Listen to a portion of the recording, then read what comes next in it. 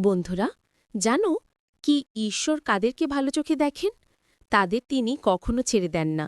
চিরকাল তাদের এবং তার বংশধরদের তিনি নিজে পাহারা দেন। যিশায়ু ৬৬ অধ্যায়ের ২ পদে বলেছে, যেই লোক নম্র, যার মন ভেঙে চুরমার হয়েছে এবং যে আমার কথায় কাঁপতে থাকে, তাকে আমি ভালো চোখে দেখব। সদাপ্রভু আমাদের বলছেন, আমি তার দিকে নদীর মতো করে মঙ্গল বইয়ে দেব, আর জাতিদের ধনসম্পদ তার কাছে বন্যার মতো আসবে। তোমরা শিশুর মতো হবে। মা যেমন তার সন্তানকে সান্ত্বনা দেয়, তেমনি আমি তোমাদের সান্ত্বনা দেব। এই সব দেখে তোমাদের অন্তর আনন্দিত হবে, আর তোমরা ঘাসের মতোই বেড়ে উঠবে। তিনি আরও বলছেন যে নতুন মহাকাশ ও নতুন পৃথিবী আমি তৈরি করব, তা যেমন আমার সামনে টিকে থাকবে, তেমনি তোমাদের নাম ও তোমাদের বংশধরেরাও টিকে থাকবে। আমাদের পিতা কত মহান! তিনি আমাদের কত ভালোবাসেন।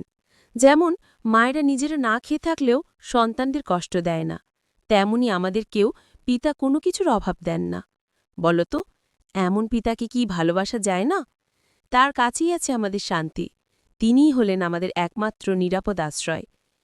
কিন্তু দেখো, মানুষে মানুষের ধর্মের লড়াই করে চলেছে। তবে জানো কি, যিনি এই বিশাল মহাকাশ সৃষ্টি করলেন, তিনি কি বলছেন? যিশায়ও ৬৬ অধ্যায় ১ পদে বলেছে, সদাপ্রভু বলছেন, স্বর্গ আমার সিংহাসন, আর পৃথিবী আমার পা ডাকবার জায়গা। তোমরা আমার জন্য কোথায় ঘর তৈরি করবে? আমার বিশ্রামের স্থান কোথায় হবে?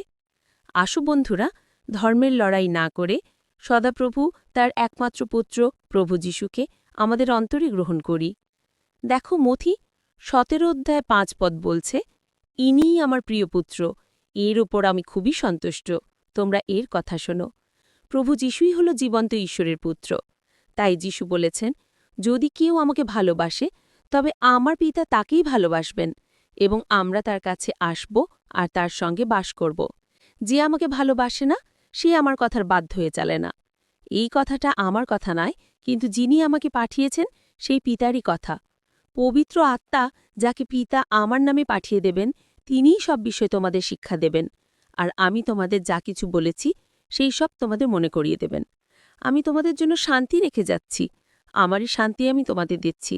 জগৎ যেভাবে দেয় আমি সেইভাবে দিই না। পিতা, পুত্র আর পবিত্র আত্মাই হল আমাদের পরিত্রাণ। তাই বন্ধুরা, জগতের মোহ থেকে বেরিয়ে এসো।